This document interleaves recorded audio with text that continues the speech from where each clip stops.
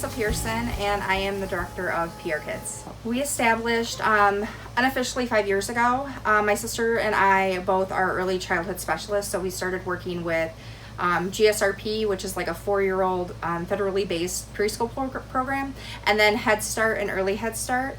And we started a home visiting program actually out of Berkeley schools. And so when we started to do that, we were in people's homes and we actually really saw what poverty looked like, because I had an idea of what poverty was, but I never knew what poverty was until I actually saw it. Mm-hmm. And I think, like, talking to my friends and stuff, I always, like, they're the ones that, they're like, oh, you know, this is poverty, they have cash assistance, they have that. You really have no idea what poverty looks like until you actually see it and you see the gaps in the system. And so we started just doing it, just our family started doing it. I have 3 sisters and my mother. And we started going around and asking people for donations for things for these families that we were servicing through Early Head Start, and just collecting them. And we started an Adopt a Christmas program that year. The first year we did it was 5 years ago. And we started with about 20 families. And then officially we became a registered nonprofit 3 years ago, and started an office space and started home visiting and started being able to ask like corporations for donations. I still have 3 volunteers that pick up for me weekly just from people's houses, because it makes it easier for us to pick it up from them, because moms are busy, a lot of parents are busy. And so we pick up stuff, we bring it here, we sort it all and hand it out, and it seems to be working pretty good so far. Our number 1 mission is safe sleep. So in Michigan, we rank 35th out of all the states for how many infants die in our state. So we're really not good at safe sleep. And so safe sleep is our number 1 goal. The next one is maternal morbidity. More moms die in Michigan than most states. And so our goal is to make sure they get prenatal care and they're going to get their postpartum visits. If a mom's going to die, it's most likely in the first month after they give birth. And so making sure that they get into the OB after that and everything is going okay, and that both of them are healthy.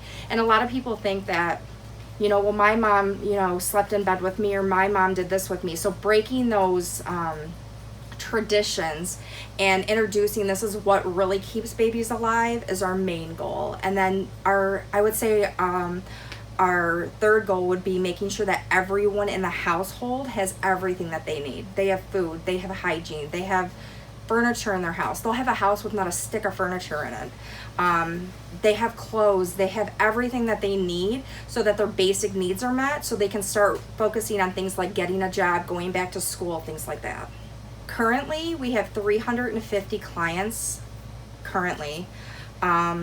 We have been doing this for 5 years now, so I would say thousands.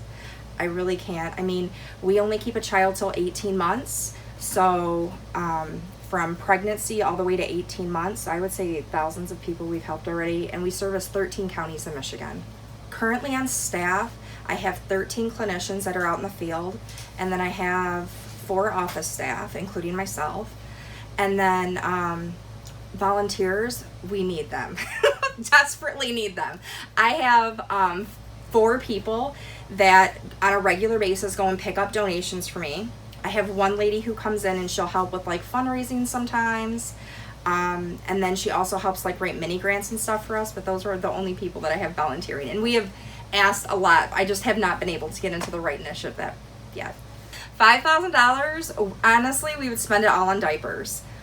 We beg and plead for diapers all day long. I never have enough. We just had a fundraiser and we raised $800, which was great. But almost all of that is already gone, and that just happened July 13th.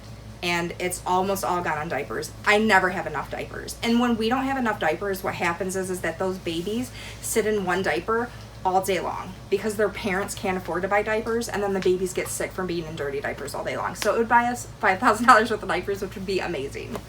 I'm going to say that our organization should win because having babies be alive, having babies have diapers, having babies be safe, supporting families is super important.